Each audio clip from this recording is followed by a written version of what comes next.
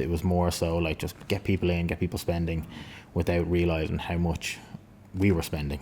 On this week's All Walks podcast, we are delighted to be joined by restaurateur Julian Mak from the Mak restaurant in Ranelagh and owner of Kitchtech. Margins were tight. I didn't really look into kind of the book side of stuff. We hear about Julian's journey within the restaurant game. 5-6 months in, I'm like, I hate the look of this restaurant. I absolutely hate it. Like, I need to change it. Like, this is not to be missed. So, without any further ado, here's Julian Mak. The All Walks podcast is now in your ear. Go live! Well, here we are at the lovely Vico Rooms in Dalkey, and I'm absolutely delighted to have Julian Mak in with me, restaurateur. Thank you. Julian, thanks a million for coming in. Thanks for having me. Great to be here. How is everything for you now coming into the summer? Yeah, everything's good. Summer for us in our industry gets a little bit quieter. I suppose being down in Ranelagh, quite an affluent area. People jet off to their holiday homes for 6 to 8 weeks and stuff. So, but here it's great. You get a great run from kind of end of August to May in Ranelagh. It's a real buzzy area. Great restaurants, great pubs. So, I think we'll go right back to the start. Yeah. So, life for Julian Mak as a youngster growing up, what was that like? It was great. Went to St. Michael's, great group of friends, which still have today. Dipped in and out of sports, was never my big thing. Same with my academics, which you know well enough. But quite possibly. Was never the forefront for me. But no, I loved it. There was nothing. Childhood was, it was great. Like everything, we had good friends. We played rugby, played sports, and I never had any issues growing up. Like no kind of hardship stories or anything for you that made me who I am today. Was food a big part of your life growing up? Yeah. So my dad had a restaurant in Donnybrook, Farama, which he had for 26 years. But growing up, I always remember, like at the age of probably 8 to 10, that's when I kind of started cooking, and I'd be at home and I'd be asking mum to get this in the shops. I want to try this recipe, and I'd have a few cookbooks and stuff. Oh, brilliant. Yeah, like the first dish I remember ever cooking was probably like these poached eggs. Do you remember those poached eggs pops? I do. And you'd put the cups in and you just crack the egg in. Yeah. Like it was the easiest thing ever. And I remember being so happy with my poached egg, and then my brother Ricky, he'd burn toast, Yeah. And he'd be like, here, will you make me a club sandwich? And I'd be like, ham, cheese, lettuce or whatever, and he'd pay me like $5, Okay. And that was kind of like, I always loved it, I always loved cooking. Did you work in the restaurant when you were in school? Yeah. So I started in there at 16. I was KP for the first probably about 6 months, which is honestly probably the hardest job in a restaurant. It is just manic. Started in my dad's restaurant there, just cleaning dishes and stuff. Then I moved into maybe chopping a bit of veg and sous chef. Yeah, then I came up to cooking. And then you're in that transition year, 5th year, 6th year stage. Yeah. You now began to get a taste for it, starting out to learn the business. Your dad was probably quite smart, unbeknownst to you or him at the time, because he was giving a sneak peek as to what goes into creating a restaurant, to create the food that people will eat. Yeah. And I think that's a really important learning. And did you enjoy it around that time when you were starting out? I did enjoy it. I was in school, so it was probably closer to the more college years where I almost fell a little bit out of love with it, because while I'm working every night of the week, in the evenings, the lads are going out in the piss and stuff and enjoying that kind of college life. So I dropped out of college after a few months and, just went straight into working. So I've been working full time since then. So that's when I kind of fell probably a little bit out of love with it and reverted to an office job. So I went to the Buy and Sell. Do you remember the newspaper? I do. Yeah. So my brother worked there at the time and got me a job there. I was selling free ads. It was probably the easiest thing ever. And then moved into sales. But I did that for a year. And towards the end, I just hated it. I just couldn't do it anymore. I found the routine of getting up in the morning, getting your coffee. I was in the office at the exact same time, eating the same things every day. I just was I can't do this. So then I left there. I went into another restaurant, not my dad's. Went to a place in Ballsbridge called Roast, and kind of helped helped at the start of that. It was a great learning experience for me. And during that year in buy and sell, your dad's business was still going? Dad's was still going, yeah. So I was still doing some shifts in there, helping him out. Kind of got to that age where I just got like so money hungry then for a while. And I was like, did that, and then I was like, here, I'll do a few shifts in there as well, you know. So anything to make a few bob. You know? Yeah, and then roast, how did that go for you? That was great. So I had an option to go there. I remember Dad would have set me up with a couple of interviews, people he knew, and I kind of wanted to branch out from just Dad's restaurant, you know. Which, for those who don't know, was a Chinese restaurant. Yeah, it was a Chinese restaurant, and great, like really successful, really busy restaurant. But I just wanted a change of scene to learn something new. So there was a restaurant opening up in Ballsbridge called Roast, and I had also, Dad got me in touch with the head chef in the Marion Inn, and I was kind of, which one do you want to go and train in, basically. Anyway, I opted for Roast as it was a new restaurant, and I felt I got to go in and like learn from the very start. So I went in as a commis chef, just prepping, and then eventually worked my way up to kind of become head chef there for a little bit. And yeah, learned so much. It was brilliant. Like, there was chefs in there ahead of me which were really strict, and it was the first time you would have seen that kind of Gordon Ramsay-esque kind of mentality in the kitchen, you know, slamming plates, giving out, going mad. So whereas that didn't happen in Dad's restaurant, you know. Of course. Yeah. So that was a real eye-opener, and, you know, learned kind of a bit more about like standards and everything, you know. If you're going to go into the restaurant game, get in there as quick as you can and learn the trade. Yeah. And, you know, because it's all based on experience, isn't it? Exactly, yeah. So 6 months at Roast, and then why did you finish there? I finished in Roast because I had it in my head that I kind of wanted to do my own thing eventually, and I felt I kind of needed that little bit of flexibility in work if I wanted to kind of explore that. So I went back to Dad's and tried to implement kind of certain things that I would have learned there and bring that back to the restaurant, to Dad's restaurant. And that's when I kind of started the, I suppose I'd say, journey to get to my own restaurant. And when you went back to your dad's restaurant at the start, what role did you go in there as? So I never went in as this kind of like head chef or any role. I was always just somebody who kind of came in and helped out, but like, you know, if I wanted to change something, I could change it, you know. Okay. I just felt if I was going to be kind of hopping in and out and taking that role, it was important that I wasn't labelled as this kind of head chef or anything, because it just would ruin the dynamic in there a little bit if I'm coming in for 2 shifts and telling the guys what to do when I'm gone, you know. Whereas he had lads in there for years. So it was important that I kind of just like help out where I can, you know. If I had anything to add, I could do that and just try to get on. It's a good leadership skill. I mean, the ability to empower, as you know now in your current role, it's a hard thing to do. I certainly struggle with it. You tend to want to do everything yourself, and the moment you begin to empower and you begin to see what can come back to you if you give people the ability to flourish. Oh yeah. But it does take a while, doesn't it, to get to that point? But it's the only way you can kind of grow a business. You can't do everything yourself. And here we have one restaurant, you know, and it's manic. We've got probably 23 staff there, and you know, as I said, it's just one restaurant, and it is so consuming. Yeah. You know, there's so much to it, so much juggling that you have to do, that you need staff to be able to like take that role and kind of you wipe your hands of things almost. Give them their role and trust them to do it. Yeah. Do you remember one element that you brought back to your dad's restaurant from Roast? It was definitely the HACCP element, which is a health and safety system which all restaurants have to abide by. So, which is like, it's just documenting dishes. You have to document like your deliveries. So it's when a health inspector comes in, you have to produce all these documents. And, you know, back in the day, it kind of came into restaurants just over time. You know, it wasn't like, here, this is what you have to do now. So you were kind of, it was your responsibility as a restaurant owner to, you know, abide by these rules and regulations. So yeah, Farama was never like great at that in the early days. So that's what I kind of learned and kind of tightened up the ship a little bit in terms of like health and safety, which inevitably led me to... It's so important now. Yeah. Well, one of the companies we have now, which I have, is Kitchtech, which is a health and safety compliance app for restaurants. So it's we've just digitized it all.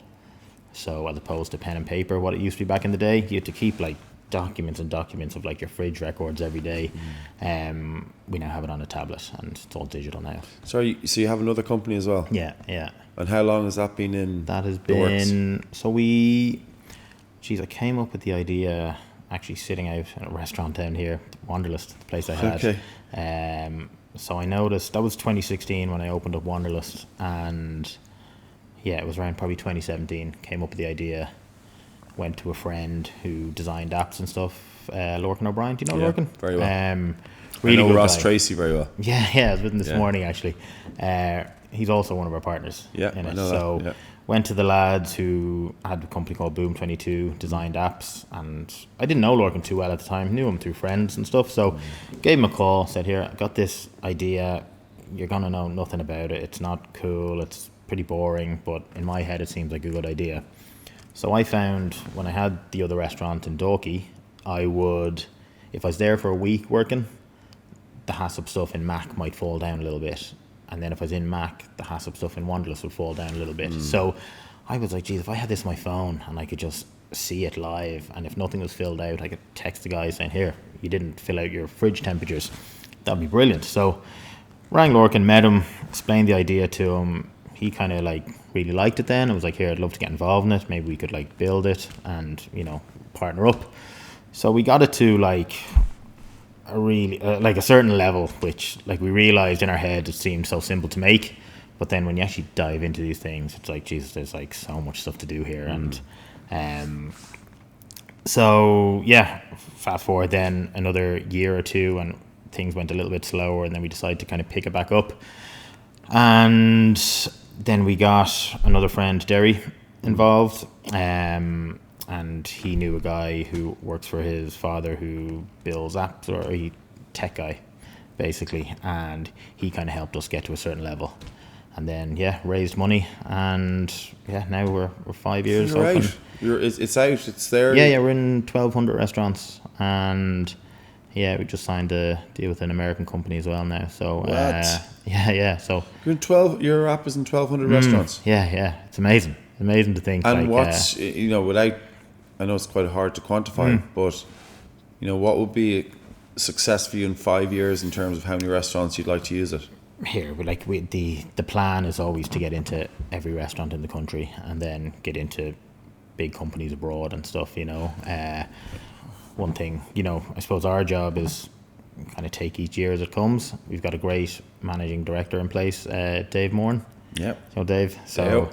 Great story about how he came on board actually. So Okay. Yeah, Dave got into like, I don't know if I'm sure you won't mind me saying, but he got into like the toilet roll business.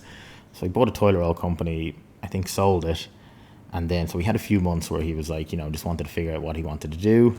Dave's a really smart guy, like, Very highly intelligent guy, mad as a brush, but like really smart. So he came to us on a night out, and I've always kind of thrown little ideas at Dave, and he's always kind of advised me along the way and stuff. So talking about the app, and he was like, here, I've got a couple months free, I can help you with it. I'll work with you for like 2 months, free of charge. If you like me, great, I'll get involved with the business. If you don't, you've got 2 months of work, like for free basically. So we were like, yeah, great. So like he came on board and completely transformed the business. So oh really? Yeah, it was only when he came on board that we ended up raising the money and stuff. So we were at such an early stage still. We had like a crappy little prototype effectively. And it was really interesting talking about like figures with him. In our head, myself and Lorcan, we were like, we could probably raise like 30, 50 grand or something and get this app up and going. And I know people in the industry, Lorcan does, and Dave kind of came in and was like, no, we need a lot more than that. If we're going to do this, it has to be done right. We need staff, we need a runway, we need to know that in 2 months' time, we're not going to be scurrying around. And in our heads, we were like, geez, relax, Dave. So, and like... He was right. So right. And here, it's going great now. I said, we're in a lot of restaurants. Probably ourselves and maybe another company are definitely the leading in the country, I say. That's a great story. How long has Dave been with you for? Dave's been with us, started before COVID, so what's that, like maybe 4 years now? Yeah. Like, here, we we weren't trading at all with just myself and Lorcan. You know, it was when Dave came in, and then Derry got involved at that stage, and that's when we kind of raised the money. And I'd say we got our first kitchen signed up 5 years ago, just before COVID, and then COVID hit. And but you have to, at the same time, you know, every company goes through ups and downs. You've now 1,200 restaurants who are using your app, so the hope is to increase that, like everybody in business, right? But seeing like health inspectors come in now, you know, and they're familiar with the app, and they're like, we see it everywhere, and like it's great. But it probably puts their mind, you know, if you're coming in as a health inspector and they use the app, there's every chance that they're going to be more organised and somebody's got paperwork. So. Well, it accounts for maybe like roughly, they say, about a third of your overall score when they come in. So if that's like fully boxed off and you don't have to worry about it, then it's just a matter of keeping your kitchen clean and your staff up to knowledge with how it runs, you know. Smart. So it's been a slow burn, and it's like many ups and downs in it. COVID was a real kind of maybe it was a slow burn, but it seems to have been a bit of petrol poured on it recently. You know what, it's been that kind of consistency with, like, Dave has been brilliant. You know, he's a real, like, some of us can kind of be dreamers at times, you know, and we're like, no, let's do this, and he's like, no, just let this, just shut up, Leave it to you know, me. Leave it to me. And that's how it has to run, you know. You can't have everyone getting involved, pitching their ideas all the time. You know, someone's in that position, and you got to trust that they're the right person to do the job, you know. What year was it that you went back to Farama after roast? That was probably, I would have been about 22. So what's that, 2010-ish? Okay. In around then, maybe 09, 10 maybe. And then did about a year stint there before I kind of came up with this idea to do my own restaurant, and then got my brother involved. I was like, here, I really want to do this. I think you should join me. And he kind of left his job then. A big enough step for him. He was in a great paying job, and he came on board. Anyway, after a few months, he just realised it wasn't for him. He was like, just fuck this. Like, this is bananas, carry on. I can't do this crap anymore, you know. It's too much for me. So he left, and so I was 24 when we signed the lease for Mak in Ranelagh. It was an old Extravision. 24, when you think back now. Yeah. So 24... I remember the launch of that. Was the launch of that a year later? Was it about 2000? So I was 24.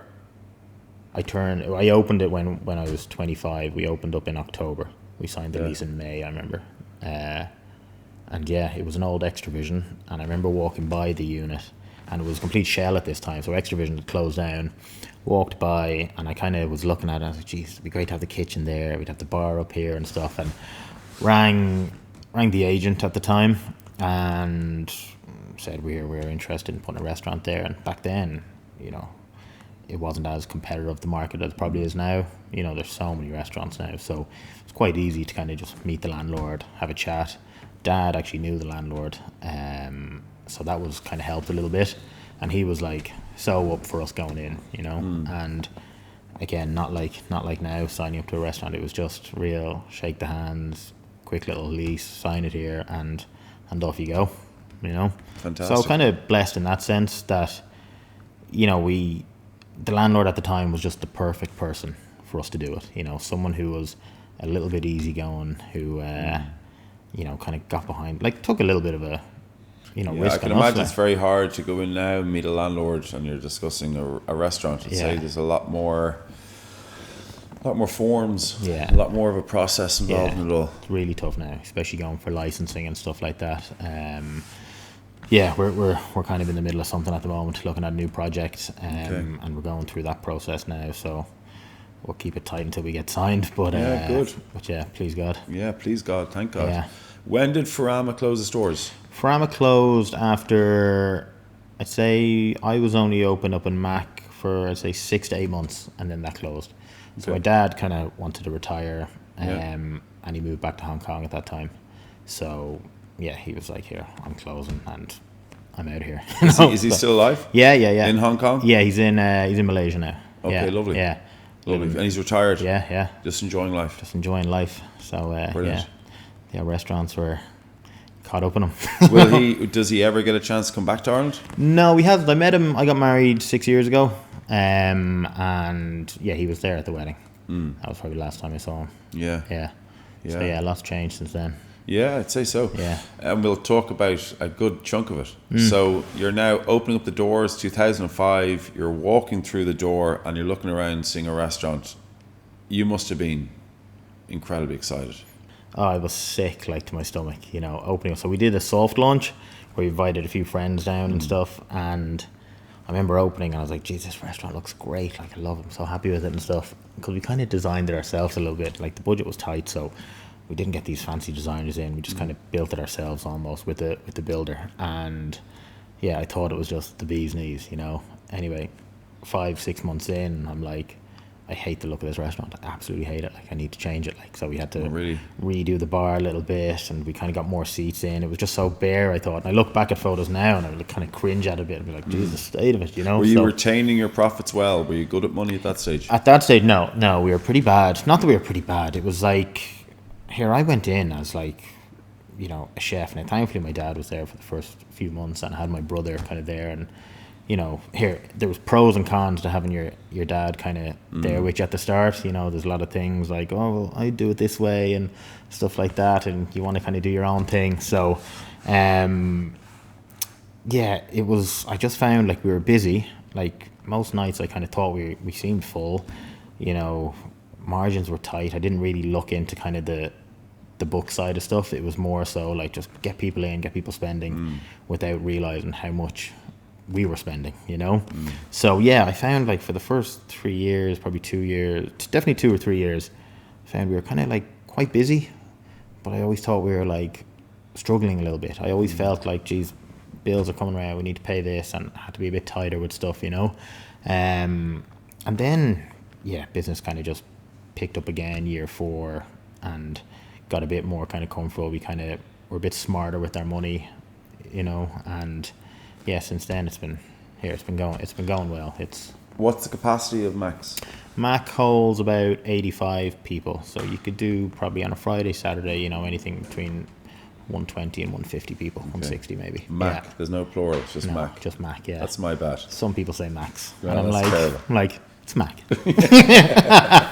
So now you have the Mac restaurant in Ranelagh that's flying it. You have this app now that's taken a lot of your time as well. You've got a great managing director who's looking after it, thank God. Yeah. And now you can't talk about it, but you're now looking at, it's time to add another layer to the Mac. Yeah. Well, we've done. Yeah, it actually won't be a Mac now. It's going to be a different concept. And over the years, as I said, we had a restaurant in Dalkey just down the road there, Wanderlust, which was great actually. Loved it for the time we were there, 18 months, and then I was looking at another project at the time in town, and I just felt I'd be stretched too thin. So we looked at, if anyone was interested in taking it over. A local chef came on, we did a deal, and we both walked away happy. Excellent. So that was a great one. And then I set up a restaurant in a friend's bar called Zoswas Derry's Bar. Yeah.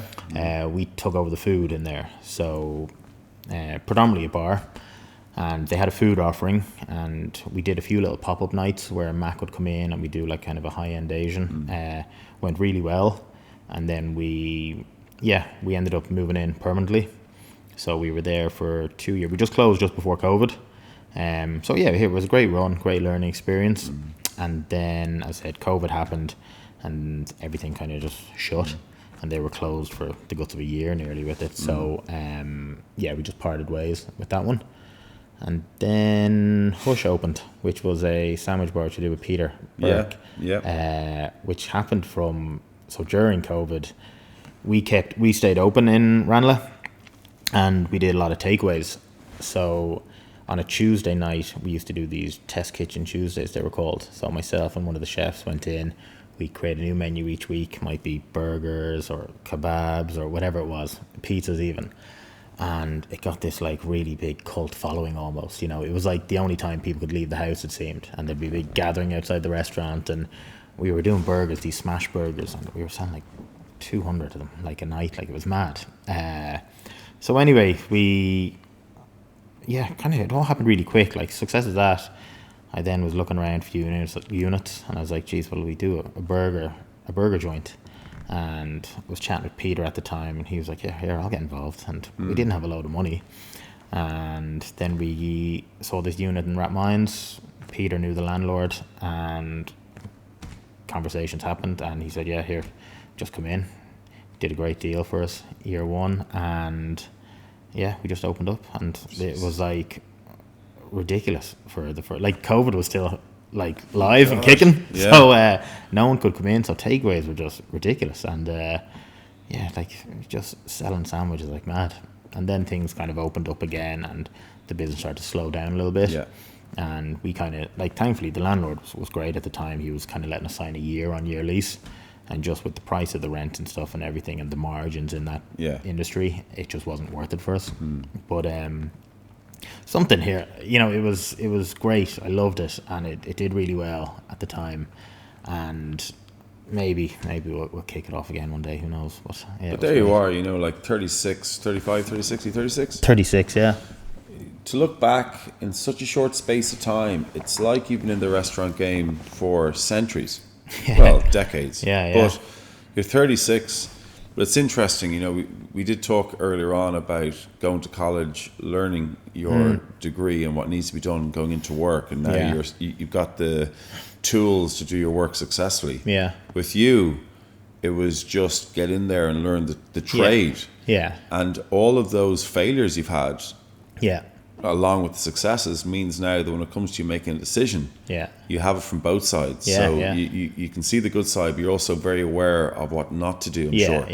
And they've definitely, like the older I've got now, got a lot more risk averse, I suppose. I've got sensible 2 kids now, so so whereas before, when I didn't have kids and stuff, you'd kind of think like, let's just do it, let's just do this, we'll give it a shot. And whereas now you kind of have to think like 3 years in advance. Well, what if it doesn't go great? What will happen in 3 years? Where will we be at then, and how will it affect my current business, which is doing kind of well? So these are kind of things you think of, which I haven't, I suppose, decided yet if it's a good or a bad thing. An element of me always loved that kind of fearfulness of like, I'll just do this and I'll open it, it'll be great, and I wouldn't think of anything negative.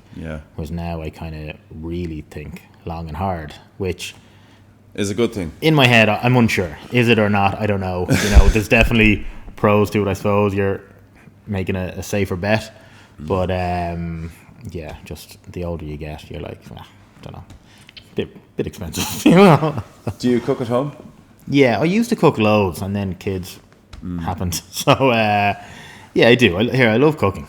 I do. I really do love it. But just manic at the moment with the 2 of them at home. Like, just way too busy. The air fryer is a brilliant thing, isn't it? I bought one a few weeks ago, and they're unbelievable. I love it. So I was always crispy. Like, that's unbelievable. For me is... I put a steak in it, and it was like I was just throwing anything in it, like, to see how things would work, and it broke on me though, like after a month. Oh, did it? So I need to send it back, but I love it. Even like sausage rolls, pastries, they come out really crispy. Where in the oven, I find if you're not on it, they can get kind of soggy nearly. It just takes ages in the oven. You're heating it up. Whereas this, you're in, it's on. I'm a big fan of the air fryers now, and people, like, I remember I posted something about it there, and people are like, geez, what are you doing? You're like ruining the food. And I'm like, okay, sorry. Fucking we don't use these in the restaurant. Just want to have a sausage roll, like. And you must obviously now, when you look at your day, are you an early riser? Do you have to go to markets, or do you have people who do that for you? No, we get everything like delivered in. I'd love to tell you that I'm one of these restaurateurs that wakes up in the morning and picks out my vegetables and stuff. Not the case. Like, everything gets delivered in. But I'm up early. Like, I'll be up at 6:37 with the kids, doing a morning feed, and then start your day. Straight into the office. Yeah, you'd be like, no, I wouldn't be straight in. Like, here, I'm flexible enough with my, the restaurant opens evenings. I've always been one I love having my days semi-free to kind of either play golf or, go for lunch, meet the lads, whatever. And then I've always liked working in evenings. I'm kind of like, what else can you do in an evening, So yeah, like here, it's you have weeks that are utter chaos and work and everything seems to go wrong, and then you have a few nice weeks where things go great and you're out playing a bit of golf and you're like, geez, life's brilliant. This restaurant thing's so easy. But it's not always the case, unfortunately. Yeah. And what sort of time now would you finish at of an evening? I'd be early enough now. As I said, we have a good team in place now that I don't have to be there till the bitter end. So here I'm generally home for kind of 9:30 these days. So if you're in the restaurant, even though you're the boss of the restaurant, essentially, are you cooking? I'd always fill in now, do the cooking when chefs are on holidays, and the odd little shift, like generally maybe midweek, if you get quite busy and you kind of have a few chef days off, I'd be in the kitchen. But I normally take the role, like I'm effectively a proper employee in there, you know. I take up a role at the pass, which is where all the food comes out, so I can kind of manage the floor a little bit whilst kind of managing the kitchen if I'm in that role, you know, inspecting the food. So you're seeing all the food come out, you're kind of delegating with the food runners to make sure it goes. I have full trust in the managers that they're doing all the sweet talking with the customers and stuff, you know. So it's just a nice position to be in where you can kind of look at the kitchen, make sure all the food's coming out okay whilst still seeing everything on the floor, you know. There's so many different variables to like a successful restaurant, and you can be the best chef in the world and it mightn't be a success for you. You know, you can be in the best location and it mightn't be a success. I think it's like a little bit of everything needs to kind of come together for it to work. You know, good team, and you kind of have to be hands-on. Do you have a restaurant that you'd consider has great food? There's a couple. I went to one the other day actually, which is an Asian restaurant. Big Fan Bao. Brought some of the staff and the chefs there. Really good. So that was like the latest restaurant I went to. I like Host in Ranelagh. You know, I think I love the buzz in Ranelagh, you know. Peter's a big fan of Host. Yeah. Host is great. It's great, and I kind of like the ambience in a restaurant, you know. I like to go in and I like it to be comfortable and, you know, good staff and stuff. So I'd kind of look at the overall rather than just the food. But Host is great. They're busy. It's a cool restaurant. Ranelagh's a great spot, you know. Do you have a particular learning, or what's your biggest learning if you were to look back on yourself as a young 24-year-old opening up the business? What would be the one thing you would love to tell yourself then? First thing which stands out is like you have to have a good team in place with you. And what I've always found over the years, like we've had so many staff, like amongst numerous restaurants, where some staff with like loads of experience, and my experience with those type of people haven't been great. So people who come in with like who've worked here for years and know everything about this, always come in, I found, and not necessarily rock the boat as such, but they're coming in with like what they did in their old restaurant all the time. And a part of your own restaurant has to be your own kind of vision as well. Not to say that I wouldn't take any advice or stuff, but I've always liked to kind of promote within and organically, you know. So lads who are guys and girls who worked in the restaurant, you know, for years, who have kind of stuck around and now become managers in there, you know. And I just feel you build that trust with them. And so I'd always say like promote within would be one thing I would always say to people. And let's say, for example, I'm 23 or 24 years of age and I'm about to open up a restaurant and I had the opportunity to sit down and have a cup of coffee with you. It's hard to pinpoint. But what would be a piece of advice that you would give me opening up my restaurant? I would say you should take a good, long, hard look at projections and your forecast of the business. And, you know, in your head, it's be so realistic with what you think you'll do. You know, doing business plans over the years, I kind of thought, yeah, we'll do 200 people tonight and stuff. And you're like, okay, we probably won't. They'll spend €60 a head and they'll probably only spend 30, you know. So, like, you're only kind of cutting yourselves in those things, you know. Be really realistic. Give yourself enough money to give yourself a bit of a runway. So you're not going to just hit the ground running. There's going to be things you want to change in the first few months. Take it that your first year is a bit of a write-off and you'll probably lose, and you might get dealt with that decision whether you stay open or close, you know. So just prepare yourself. Like, but then again, that's what I was saying about earlier. Like, I go back on my thing and I didn't do that with Mac, you know. So I don't want to see some kind of business mogul, because far from it, but Yeah, like now, obviously I prepare a lot better, you know, when I kind of do a proper business plan when I'm looking at a place, and I look at things that could go wrong, and I'm very realistic about what I think we can do. So I'd say that gives you your best chance, you know. But learn how to cook, understand the kitchen, because if you have no idea how to run a kitchen, like your chefs hold all the power then. So if they say, here, I want more money, or I'm gone, you have to give them more money. Whereas if you can get in there and cook, you can be like, okay, goodbye, sir. You know. Has that happened to you? Yeah, that happened year one with us in Mac. I mean, we were open a few months, and we had a chef, and he was like, yeah, I want a pay increase. I'm like, here, well, we're only open, like, this is bananas. And he was like, well, I'll walk. And I'm like, okay, goodbye. Like, I'm sorry. Did you right there and then? Yeah, well, you have to, like, it's, I can't, that was a nice position because I couldn't afford anymore, you know, so it wasn't a case of like, let's try, you know, we were only open, you know what I mean? It was a few months open into Mac, and like, as I was saying earlier, like, it was just so tight. So that's what I say, understand the kitchen, learn, like, that if someone leaves, you can step in, because if they walk out, you have to close your doors, and you can't ring your landlord and say, here, my chef walked out to close, can I get a reduction? You know, so it's all about the people you have in your restaurant to get the right people. Get the right people. It's all about making sure, of course, that your processes are in place. But that experience about going in and being a kitchen porter, being a sous chef, being out front, whatever it might be, learn the industry, learn how it all works. You're able to make the best decisions, and probably the most important thing. And you've said this openly throughout this entire conversation, is empowering people.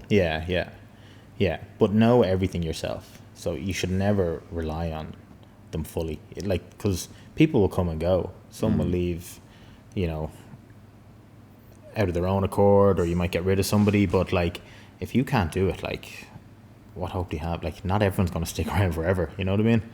So like, learn every element of your business, which some people probably don't want to hear. They probably think like, well, I've got a good idea for a restaurant. I've got a great chef, which I know he's going to run the show for me. And it's like, all right, well, he's probably going to leave after a year, you know? So, and if he does, you need to be prepared for that. So obviously you're very busy with Mac and Ranelagh. You also have that app that is now taking off. But do you do any like events? Would you ever do events? Or we do a lot of events. We're actually just kind of pushing it a little bit more this year now. But it started with, I did a friend's day 2 of a wedding. And, you know, for about 150 people. And from that, we kind of got into maybe doing more catering, and people were contacting the restaurant, seeing it on social media, saying, you know, I have a christening coming up, 30 people in the house, could you cater for us? So we did a few of them. And then, I was always kind of promoting them on Instagram. And I was, you know, showing all the catering, the big buffet style and the canopies walking around. And then, one day I just posted something saying, here, anyone looking for catering, you know, we do X, Y, and Z. And Shane Lowry messaged me on Instagram saying, having friends over, would love to do a bit of catering. And we did a 5-course tasting menu for him. And it was unbelievable. Like, when I saw it, I was like, best thing ever. Like, I love golf. Like, I absolutely live for the game. So I was like, trying to play it cool. I'm like, let me just check the dates. In my head, I'm like, oh my God. So, we did a 5-course tasting menu for him and his friends in his house. And it was just the best thing ever. Like, to him, it was probably like just this guy coming in to cook. But like, to me, it was like the pinnacle for me. So, and he enjoyed it. It went down loved it. I hope anyway. But your dad, am I right in saying your dad was catered for Tiger Woods? So Dad, it was mad because Dad got asked to cook for Tiger Woods, probably 25 years ago maybe now, or maybe more, I don't know. He cooked for him in the K Club, and they rang Dad. Dad knew Smurfett back in the day, you know, just from golf and whatnot, and he was like, Rodney, I have a Tiger coming in, he wants Vietnamese food. And Dad was like, grand, I'm Chinese, but So anyway, he was like, can you do it? And Dad was like, of course I can do it. So Dad loved golf as well. He was in Elm Park and stuff. So he was like scurrying, buying like how to cook Vietnamese food and stuff. So amazing. Anyway, blagged his way into it, and yeah, there was like lads with like, machine guns like while Dad was cooking there and stuff. Crazy. So yeah, that was a bit of a surreal thing, getting to cook for like Shane. Amazing. You're one of your idols, your sporting idols. Yeah. Well, I'm sure there's going to be a lot more that you're going to cook for. It sounds to me like that's a little niche that you can get into. It's great. Yeah, we've done a good few, and as I said, the private catering, like the intimate kind of tasting menus it's great for me to kind of have a bit of a creative outlet still. Mac, we have our menu there. We try not to chop and change things too much. So this is a nice little thing to experiment and I suppose keep your own kind of creativity alive. Yeah. Do you cook in house or do you bring it with you? We cook in house, so we prep some of the stuff in the restaurant, obviously, but then we try to finish it off up there. So, so yeah, you're kind of like we're right in your kitchen, So we've done loads of them now. It's great, and Jesus, brilliant. As I said, it's a real intimate setting, and a nice little treat for a special occasion. So, well, Julian, I find it remarkably ironic that about 20 years ago, I was teaching you in the classroom, and you were looking back at me like, I don't want to be taught. I didn't have it. And now I'm looking across at you, and you're essentially teaching me about really important elements about business that I'm hoping somebody can listen in and realize, you know what, I've not only was that enjoyable because they've eaten your restaurant or they know who you are, but they actually would have learned something about the industry, and I find that fascinating. I want to thank you so much for coming onto the show and taking your time. Thanks for having me. Great. I'm looking forward to getting to Mak now in Ranelagh and getting smashed into some of these salt and chili calamari. Yeah, I'll order them. Thank you very much. Great. Thank you for having me. Produced by the Mayros Future Company.